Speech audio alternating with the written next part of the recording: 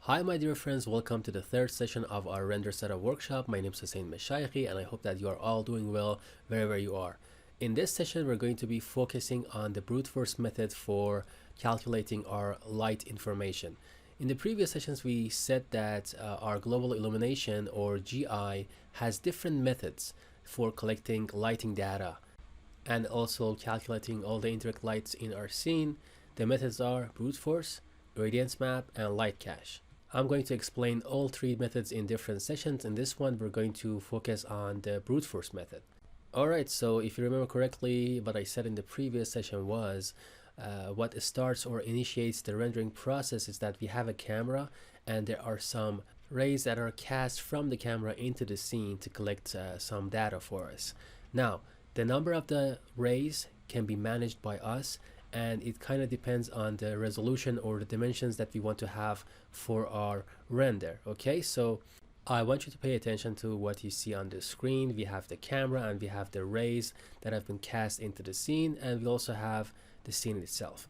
Now, if you pay close attention to the rays, they are pretty evenly distributed throughout the whole scene. So they have been equally distributed throughout the scene, and they don't really take into account what part of the scene is more complex in terms of shapes and colors than the other parts. And that is basically the gist of how the brute force method works. To better understand this, I'm going to give you another example, a real life example. Let's say we want to know what the population of a certain country is, and this country has a couple of big cities and has some mountainous parts with a couple of villages in it, and we have a lot of people who we want to send out to these different parts to gather information for us. So let's say we send 1,000 people to these big cities, and we also send 1,000 people to a very small village that is located on a mountain, or another small village that is like on a beach somewhere. So that doesn't really make any sense, because the amount of people that are living in the cities is a lot larger than the people who are living in that village. And that's basically how brute force works. It doesn't really care what part of the scene is more complex than the other parts, and how many rays we would need in that area, or how much calculation that area requires.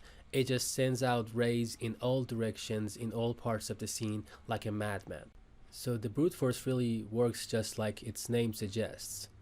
Alright, so let's move on to our GI tab, look at the primary engine and the secondary engine. So we can just put the secondary engine on none for now, and we want to focus on the primary engine. I'm going to put it on brute force, and as you can see, we have no controls over how the brute force method works, and we cannot adjust anything about it at all. In the previous or older versions of vray, we had a parameter here called bounce, and we could just select how many bounces we want to follow that ray of light for. But if I put both of the engines on brute force, I get the option of choosing how many bounces to follow the ray of light, and I can just choose any number that I want, and that ray of light will be followed, and the lighting information for that ray of light will be calculated for more bounces.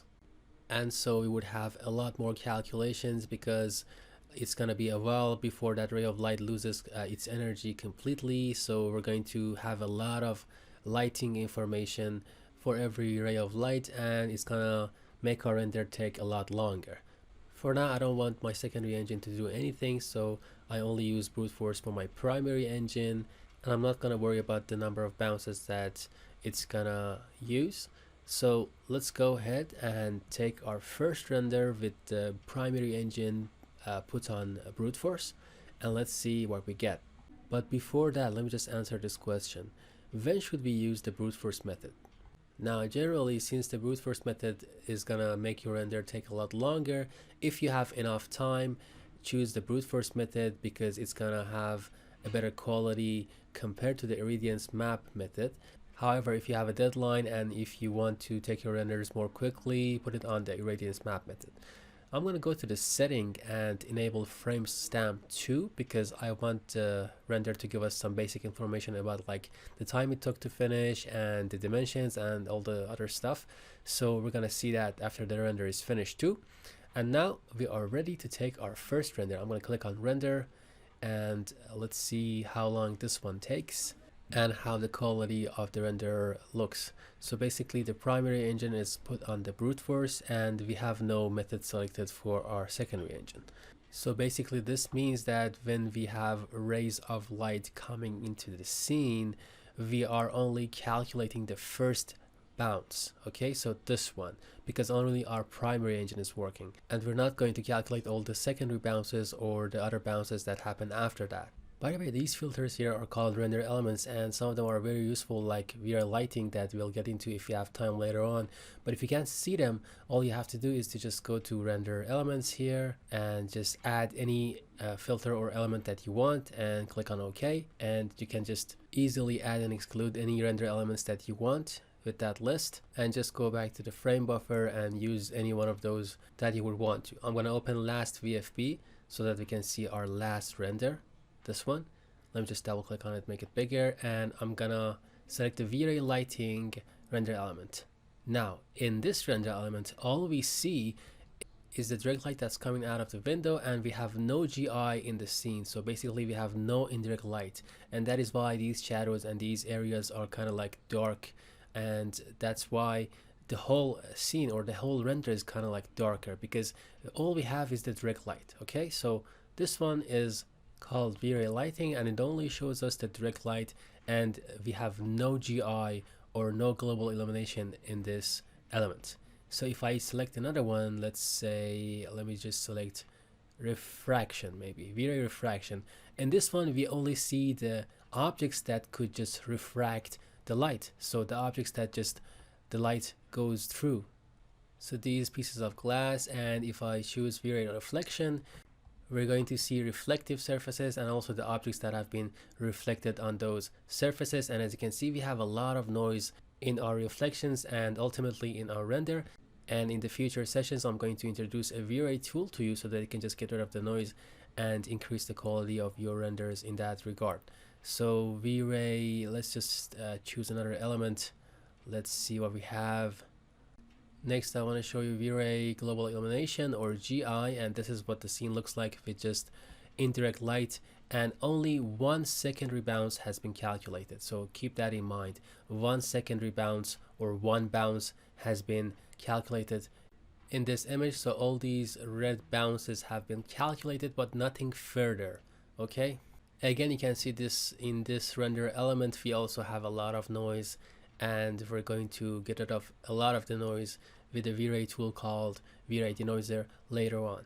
So let me just show you one last one, which is called vray diffuse filter. In this one, we basically only see the plain colors and the textures that we have. We have no reflections, no refractions, and nothing regarding the lights, only the plain colors and also the textures. So vray diffuse filter only displays the colors and the textures. Alright, now I'm going to do something here. Let's just do a little demonstration. I'm going to save some of these render elements one by one, and I'm going to take them into Photoshop. So I'm going to start with this. Let's call it vray diffuse filter, and I'm going to save it as a JPEG. And in the best quality possible, click on OK. And let's just add a couple more.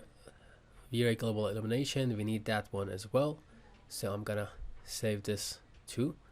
Let's just click on save here on this button, and I'm gonna type in the name vray global illumination.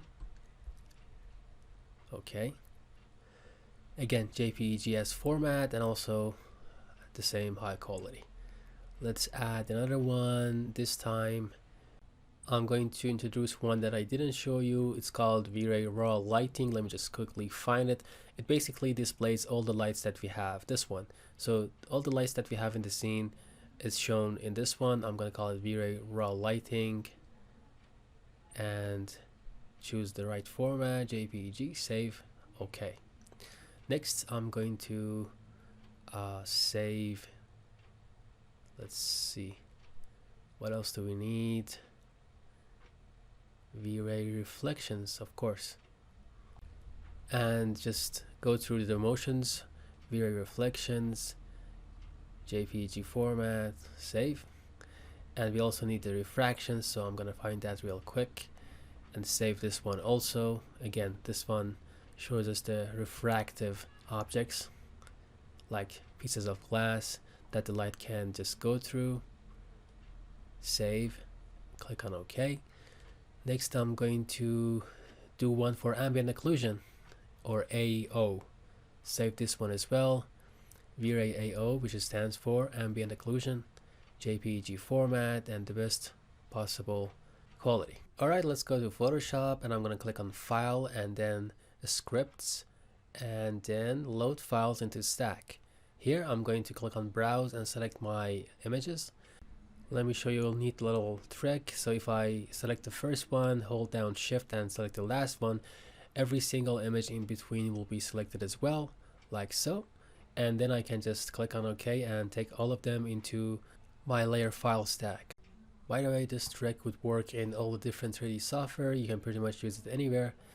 And let's go. Let's just recap. So we went into Photoshop, we clicked on File first, and under Scripts here we selected Load Files into Stack because we wanted to have separate layers here stacked for us, and that is a better way of just opening it right away. Okay, so that's why we use this Load Files into Stack, and we selected our files, clicked on OK, and here we go.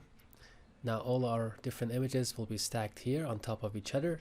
Let's begin with the first one at the bottom. So we need to put the V-ray diffuse filter as the first one from the bottom. Okay, next we're going to put V-ray raw lighting. This needs to sit on top of it, and after that we need global illumination, and it doesn't really matter what comes after that, so the order doesn't matter after these three. I toggled all of them off except for the V-ray diffuse filter. This is our scene without any light, reflection, or refraction. Then we need to add the lightings, so I'm gonna toggle that on, but I need to just blend these two different modes, so I'm gonna select multiply here. Okay, and these two will be multiplied on top of each other, and I can just simulate the light coming into my scene. And furthermore, I can click on image, go to adjustments, and click on levels, and just adjust the light or the lighting even further. Okay, so this is something else that I can do, but for now let's just stick with our layers. Next we have the GI, so I'm gonna toggle that on, and now we'll have some indirect light in the scene. For the blending mode, this time I'm going to select screen, and I'm going to tell you why I chose a screen over normal, because when I choose normal, let's see, if I choose normal, you can see that we have this dark area around the scene, but if I choose a screen, this way we're gonna get rid of the dark, and we're gonna have our indirect light visible on top of the other layers, and this is what it looks like with it toggled off and on.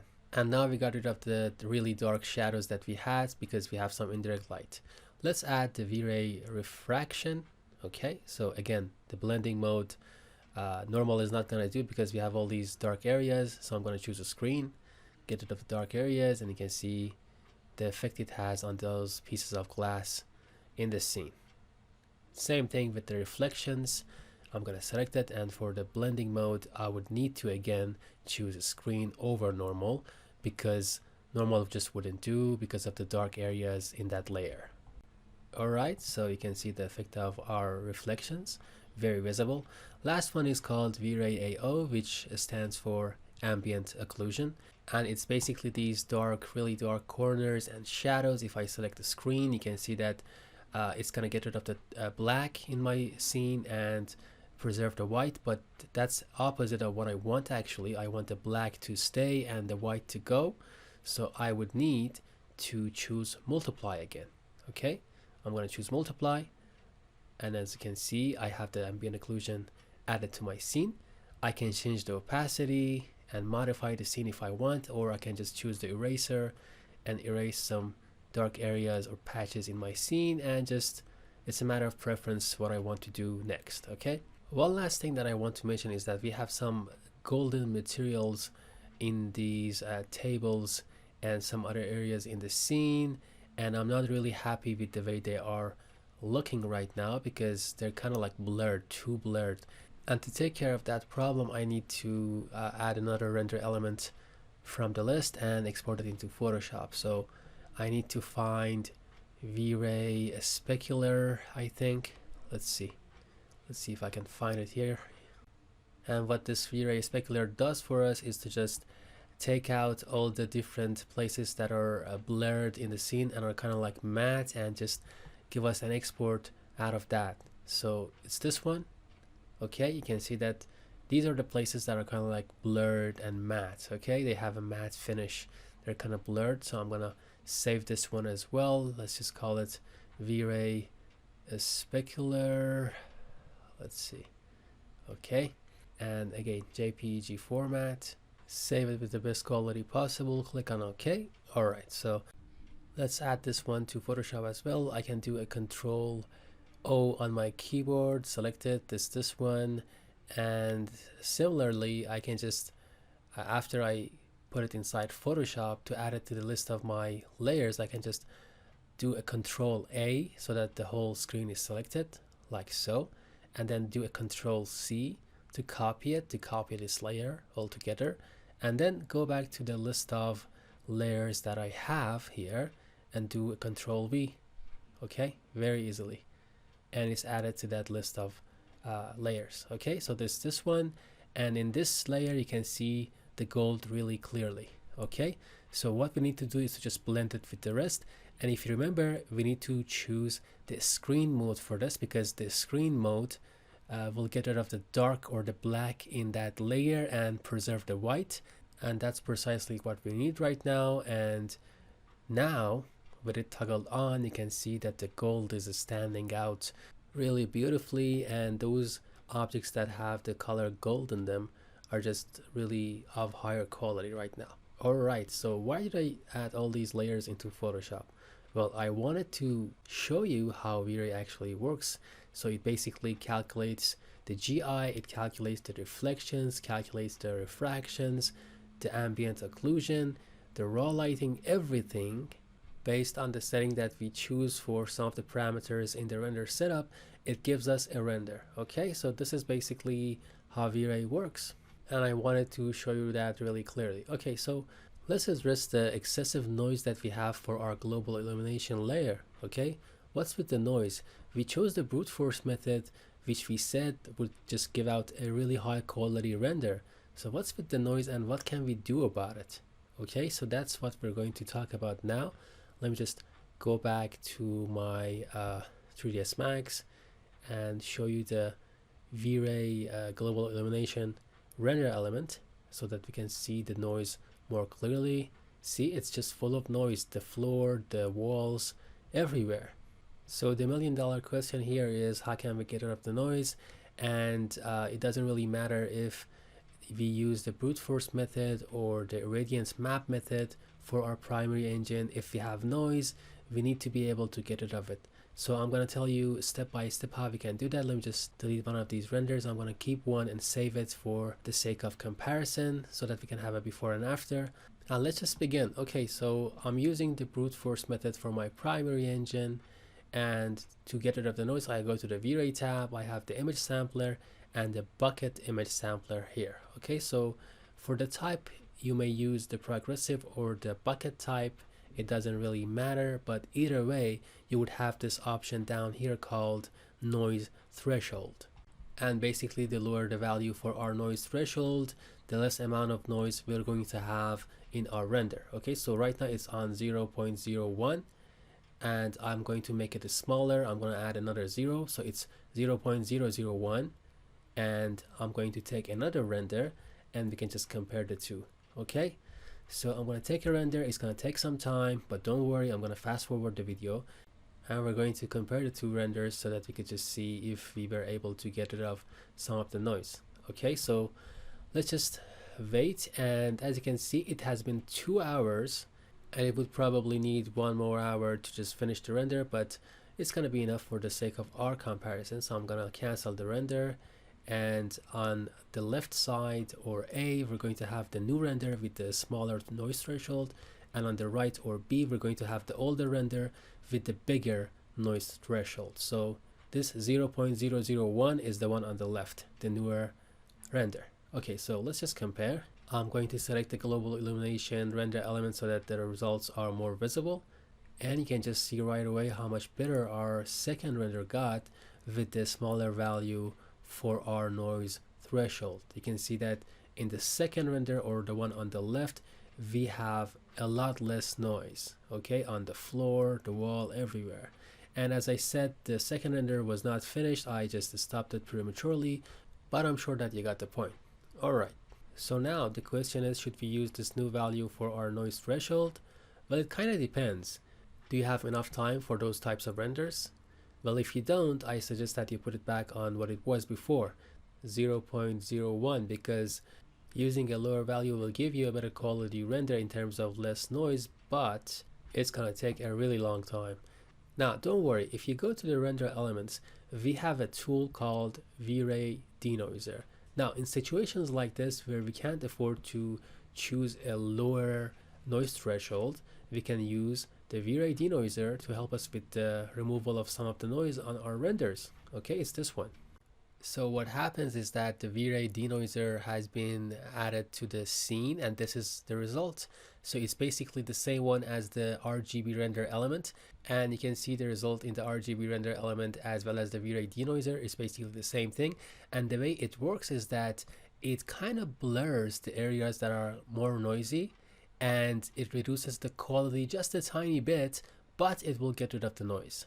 And it's just a very worthy trade-off. Okay, so right now if I choose the global illumination render element again, you can see we have this much noise, and it's just way too distracting. But just like we took the layers into Photoshop, and you can see it there, and also the RGB render element here inside the 3ds Max, or the vray denoiser render element, you can see that it gets rid of all of this noise in no time, basically, on top of the fact that we didn't even have to go to the noise threshold in our render setup and decrease the amount or the value for the noise threshold to have less noise. So it's a very useful tool to use. We are trying to have high quality renders, and you can see that very easily in this image here. So what I'm going to do is to just save this RGB render element, and I'm gonna use a JPEG format. I'm gonna show you one last time. I'm gonna open it in my windows and just zoom in, and you can see we got rid of all of this noise with just the denoiser tool. Alright, we talked about the primary engine using the brute force method and the secondary engine being on none, and next we can just put the secondary engine on the brute force method as well. But before that, I just remembered something.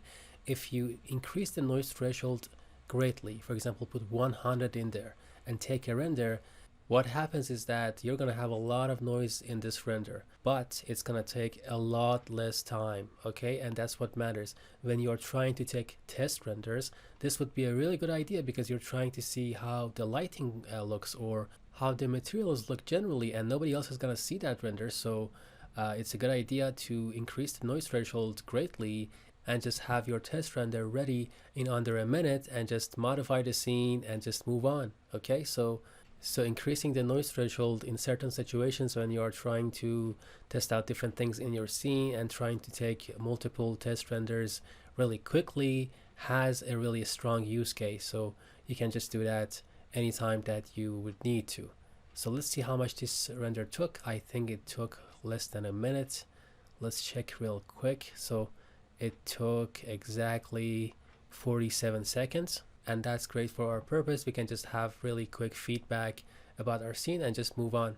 But don't forget to put the noise threshold back to a very low number like 0.01 for your final renders. Okay, let's go ahead and choose the brute force method for the secondary engine as well. Now both engines are using the brute force method, and we have 3 bounces that are going to be calculated in terms of the secondary bounces that are just happening inside our scene. And that simply means each secondary bounce is gonna be followed for 3 more bounces after that. So let's say this red line is the ray of light coming in, the blue one is the first bounce that is calculated by our primary engine, And these green lines are just secondary bounces that we're going to follow for 3 more bounces. Okay, so we can always adjust the number of bounces that we want to have for our brute force method when we use brute force for our primary and secondary engine.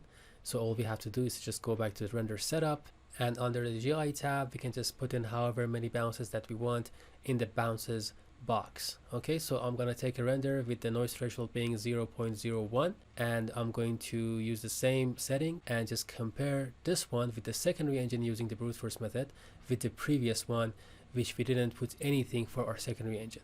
So this new render just got finished. It's the one on the right. It took 1 hour and 24 minutes, which is a little bit longer than the previous one.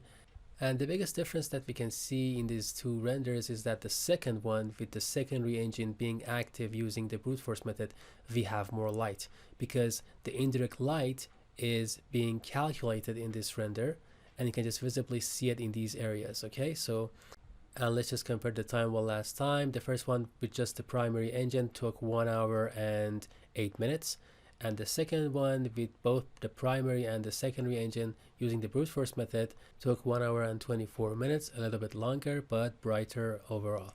Now we followed the bounces for 3 more times and you just saw the results. If you increase this number, it's going to be brighter as well. And changing the secondary engine from brute force to light cache would not be a bad idea, and we can just try that out right now and see what type of result we get. What I'm going to do is to just decrease the noise threshold so that we can just have quicker results. I'm going to put it to 0.1. That's just enough because we're going to have some quick results that we can just compare. So the secondary engine is on light cache, the primary engine is on brute force, and everything but the noise threshold is the same. And we're going to take a render and see what we get. Okay, you know what, on second thought, let me just change the noise threshold again back to the same value that we used for the previous renders, which is 0.01, because that way our results are kind of like more conclusive and we can just make more clear conclusions in terms of quality and the time. Okay, so let me just stop this render and go back to the noise threshold tab, change this from 0.1 to 0.01, the same value that is used for the other renders. So we have 2 that we have already taken. So the one on the top with both the primary and the secondary engine using the brute force method took 1 hour and 24 minutes, and this one at the bottom with just the primary engine using the brute force method took 1 hour and 8 minutes. Okay, so what I'm going to do now is to just take one last render for this session with the primary engine using the brute force method and the secondary engine using the light cache method, and just compare this to the other renders that we took in terms of time and quality. Okay, I'm just gonna leave this render and come back to it when it's finished. Alright, so this new render just got finished. It took 1 hour and 4 minutes. So we know where that stands in terms of time. Let's just compare the quality. The one on the right is the new one, and the one on the left is the one with the brute force method for both primary and the secondary engine. And honestly, there's not much of a difference, and maybe it's because the scene is not that complicated, but overall when we used the light cache method for our secondary engine, it took a little bit less time than when we used the brute force method for both the primary and the secondary engine, but the quality was kind of the same. And that's it. That's basically a wrap for this session. We learned about the brute force method in this session, and just like the name suggests, the brute force method just casts different rays into the scene very evenly, regardless of how complicated an area of the scene is and how much calculations and how many rays a certain area requires. It just casts out the rays equally and distributes them evenly. So that's basically how the brute force method works. And we also concluded that if you have enough time for your final renders, it's better to use the brute force method over the irradiance map method, because that way you're going to have a slightly better quality and maybe less amount of noise overall. And that's it pretty much for this session. In the next one, we're going to learn about the irradiance map method and work with that. I hope that you enjoyed this session, and I will see you in the next one.